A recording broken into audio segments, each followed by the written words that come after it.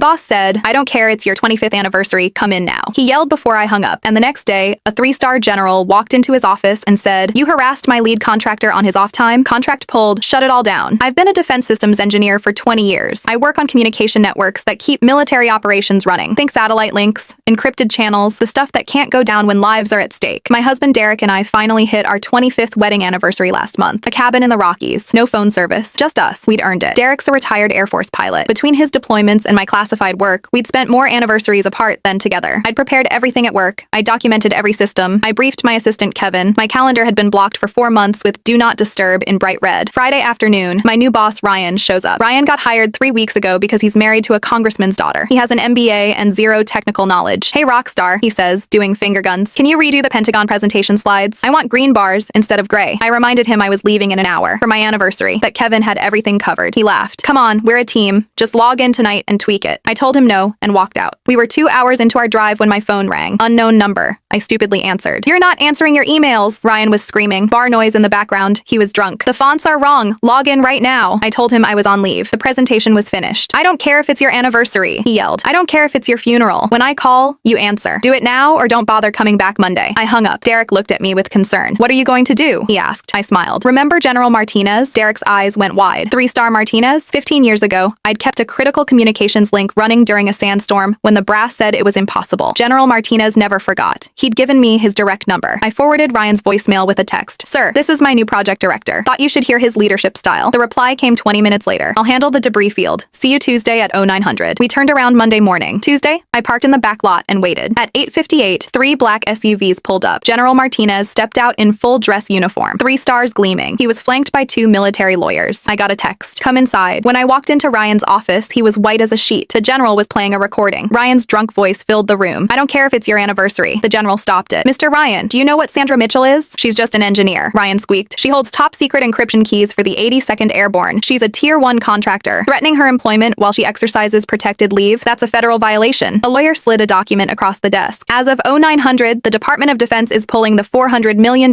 contract." Ryan knocked his chair over. "You can't do that." "Watch me," the general said. "You harassed my lead contractor. You demanded classified work on an unsecured line." He turned to the lawyers. "Shut it all down." The general turned to me. "Sandra, you're still on leave. We'll reactivate your clearance when we've scrubbed the toxicity out of this building." As I walked out, I heard his final words. "You thought she was just a woman in a cubicle. You didn't realize she was the structural integrity of this entire operation. You broke the load-bearing wall. Now the roof falls on you." Ryan was terminated that day. 2 weeks later, he received a permanent debarment notice from the DoD. He can never work on a federal contract again. I got promoted to director, and Derek and I rebooked that cabin. Never underestimate the quiet ones.